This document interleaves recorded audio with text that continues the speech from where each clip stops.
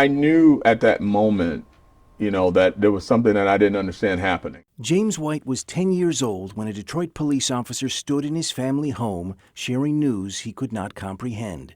His uncle, the man who helped raise him, had been murdered. White's grandmother collapsed, he remembers, and he began to sob, convinced his life was over. But in a moment that would define his future, he watched as that officer began to console his grandmother, then picked him up off the ground. Here's this huge figure who, is comforting her and then ultimately comforting me. That stayed with me my entire life, and it's with me right now. 20 years later, White would become a Detroit cop himself. He started out at the 6th Precinct and rose quickly through the ranks, frequently tasked with cleaning up the department's messes. When the Fed stepped in the early 2000s over concerns about unconstitutional policing, White helped put the reforms in place that brought an end to government oversight.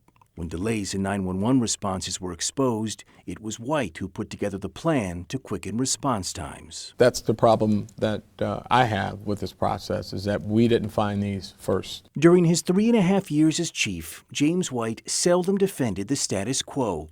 He revamped the department's disciplinary policies, creating systems to flag concerning officer behavior.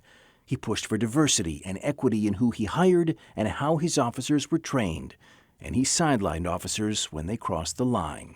And if any day you determine that you're going to tarnish this badge, as happy as I am to see you here, I'll be happier to take it away from you. I have a community that is diverse, but it's also a significant number of people of color. And I have a duty and responsibility that I take very seriously to serve them with integrity and decency. And so for those who say, you're too socially conscious, I would just want to know, as opposed to what? It seldom made him friends. Unlike the man he replaced, Chief James Craig, White was never considered a cop's cop among the rank and file.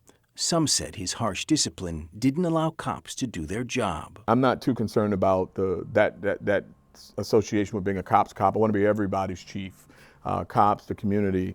And I think in large part, my officers feel supported. White was more analytical than most chiefs, relying on data to drive down Detroit's crime, now at levels not seen since the year he was born. Now the good news is everybody here is in green. But as proud as he is at the city's progress, he's the first to admit that gun violence in Detroit is nowhere near under control. We have yet another child in our city that has been shot by irresponsible gun ownership. We need to quit being obsessed. We are obsessed with guns in this country.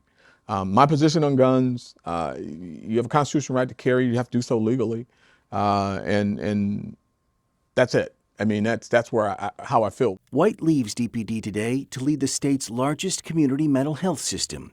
So perhaps it's no coincidence that his 2 darkest days as chief came from violence born from mental health crises.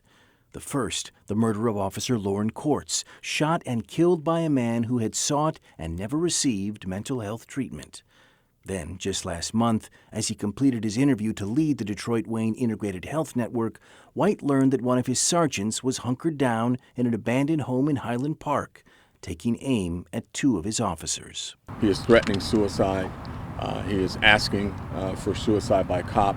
I went to that scene from my interview in the suit that I wore in my interview. And so all of that was in my head. For me, at that moment, I knew this is something that I need to do. White's new job will start later this month.